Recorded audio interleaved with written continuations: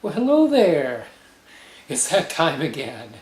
Yes, it surely is. It is time for our weekly tarot and astrology reading here on this beautiful Sunday afternoon, October the 11th of 2020.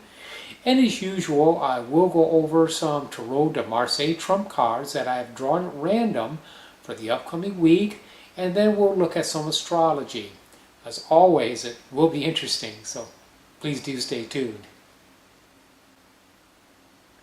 Okay, in a moment, 3 Tarot de Marseille trump cards are going to come onto the screen and cover my face. These were drawn at random from the CBD Tarot, which is a beautiful Tarot de Marseille that I love to use.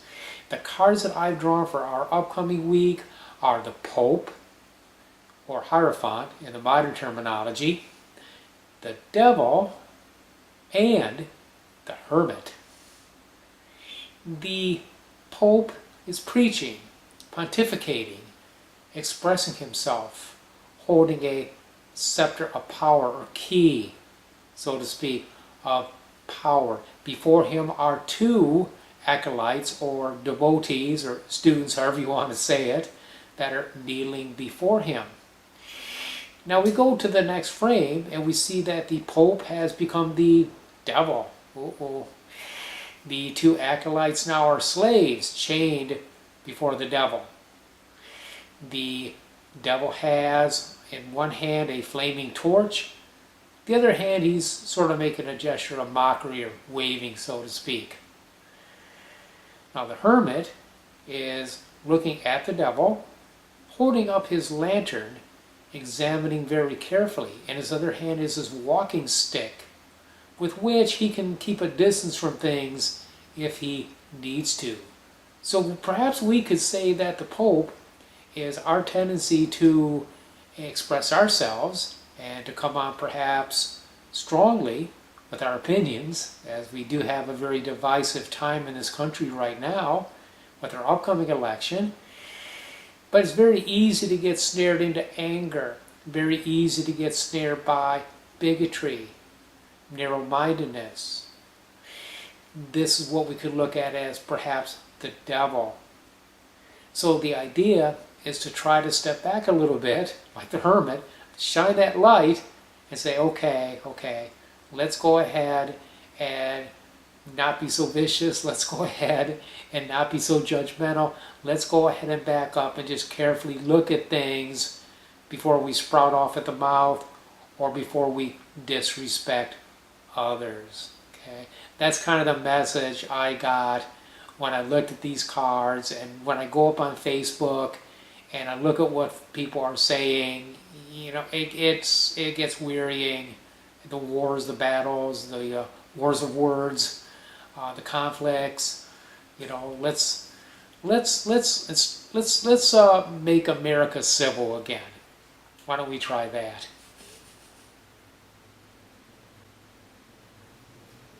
Okay, now it's time for some astrology. Now this week, the big thing, we are in a waning moon. The moon is losing strength, becoming less and less powerful, okay, losing energy. The big thing for this week, at the end of the week, is the new moon. For the 3 days preceding the new moon, I don't do any magic. Why? Because the moon is really not having any power. The moon communicates the power of the planets to us. It's the great mediator, according to the old astrology that I follow. So when we do magic 3 days before a new moon, we're really working with very little energy. I save it for the new moon itself, which is on a Friday night, which is auspicious in the star religion that I follow. Okay, it's a special night. It's the day of Anil, angel of Venus, and she also gets involved in some other aspects of spiritual reality that is too lengthy to go into here. But Friday's a very, very special day. Even though there may be some gnarly aspects actually on that day, it's still a good day to celebrate the new moon and to go ahead and start to manifest the things that we desire, like money, abundance, power if we need it, health if we need it, job if necessary. Whatever it is that you need, this will be the time to begin to pursue it. So this week will begin, at the end of this week, we'll begin a period of manifesting which goes for about 2 weeks. As the moon waxes in strength, we can work to bring those things to us that we want to have. In the meantime, over this next day or two, banish. Okay, well there you go. There is your weekly tarot and astrology reading. I appreciate you so much. Thank you for your support, for tuning into my weekly reading. Until I see you next week, many, many blessings.